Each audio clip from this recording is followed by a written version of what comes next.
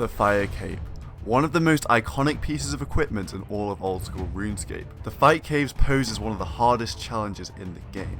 Alright mate, it's 2018, welcome to the new school now, we've got Infernal Caves. Shut up! Hidden in the caves beneath Karamja, there exists a beast that sent shivers down the spine of children across the land. No, it's not you, Uncle Keith, it's Tusok Jat. I grew up in awe of people who were able to take down this beast on a really low level account. So now, I want to try it for myself. I've never done this before. But I'm going to take it one step further. I'm going to do it on my Pure, which is an Ironman. Welcome back to a new video on the Pure Ironman. Stats on screen. Looking alright. We can get better. We will get better this video. Hope you guys enjoy working towards Fire Cape things. Don't forget to leave a like if you do, and see you in the clips. As ever, Wildy Slayer, we've got another mysterious emblem here, which is very nice. 3 this task. Ankus have been coming in strong for me. I'm actually nearly 60 range at the moment, so nearly red D-hide. Finish the task. The best thing about Wildy Slayer is the points. We've done 6 in a row now, and you get 25 per task. Mammoth is also another good task, so I'll be happily proceeding towards 75 points. And I can actually skip things now if I want to, and eventually I'll be able to block some once I get 100. And I'm not sure what I'm going to do first. I'm going to block stuff or I'm going to get the bolts, because using the broad bolts with the rune Seabow will help so much with the Slayer training. It's definitely better for Slayer in the wilderness over the bone Seabow, because you get stuff like black demons and you need to hit. You need some power behind your crossbow. You know what I'm saying? You don't need bone flipping bolts. So yeah, for now, I'm going to go do this mammoth task and hopefully get some more emblems. Hey, I missed the level, but there we go. 60 range has been achieved, which means I can move on from my pleb blue D-hide and wear red D-hide. But there's one problem. Have a look at this. You need 73, 75 crafting to make red D-hide, but you actually need, you can get a boost, so you can get 70 crafting and make the red D-hide chaps. And we're 66 at the moment, so I will be able to do that in time. We also obviously need to get up there for black dragon hide eventually, so we have a sustainable source of that when we lose it in the wilderness PKing. And also, we need the big ones. We need glories, we need slayerings, we need a fury, we need a region brace, all that sort of stuff. So crafting's really, really important on the Iron Man, so I'll be getting to that. Probably not this video, probably the next video. And yeah, really essential that we get those things out of the way. I am stacking up the emblems. We've got 2 this cast so far, and they're really useful because when I eventually go PKing in Bounty Hunter, Iron Men can upgrade their emblems, which means I can get tier 10s, then I can get alchables from the shop, Fashionscape stuff from the shop, and like the Blessed Sara Sword, and really cool stuff like that. This is going to be a big level coming in for the account. 61 range in a couple more crossbow hits. Now this is really important, obviously, because we can wear the rune crossbow, and that's going to be my weapon of choice for the fight caves. I know I could do it with a bone Seabow, but I just feel a bit more confident that I'll be able to complete it with a rune Seabow. You know, you just have that extra power behind you.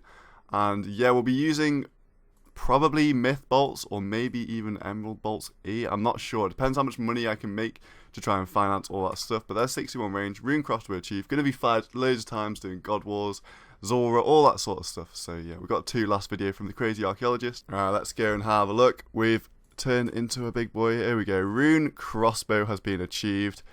Looking like we can actually output some damage now. We've probably hit like 20s with the muff bolts. I'm not sure. Probably with the prayer. Yeah, I'm pretty sure. Might be good for revs as well, to be honest, because we don't hit that much with the bone Seabow.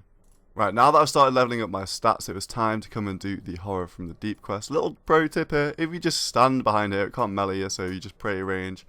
And it's weird, it kind of seems to get stuck and not really hit you very much, so you can just easily farcast it from behind this rock. Maybe it does actually hit you.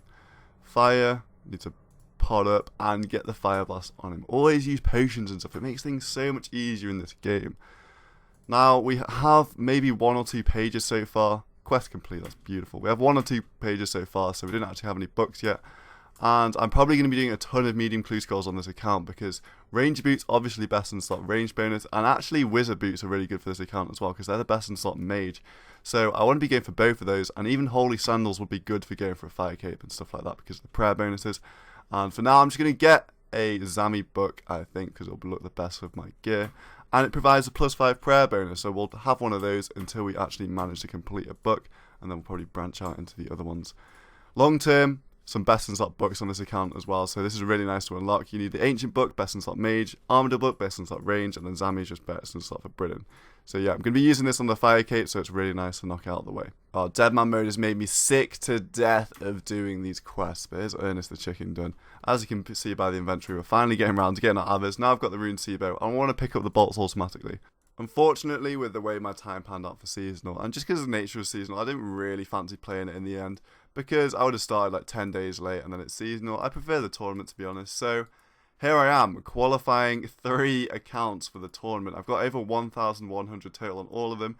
They're all pretty similar. They've turned out pretty well. I played all 3 at once, so it took me 6 hours, or 5.5 hours, to qualify 3 at once. So it's kind of like an hour and a half per account. It's actually pretty good.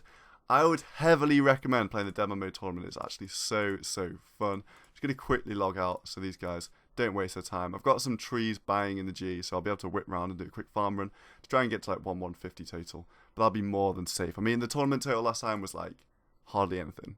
Real quick, check this out. I was ranked 6 on the tournament overall for skill total, which is weird because I wasn't even going for it.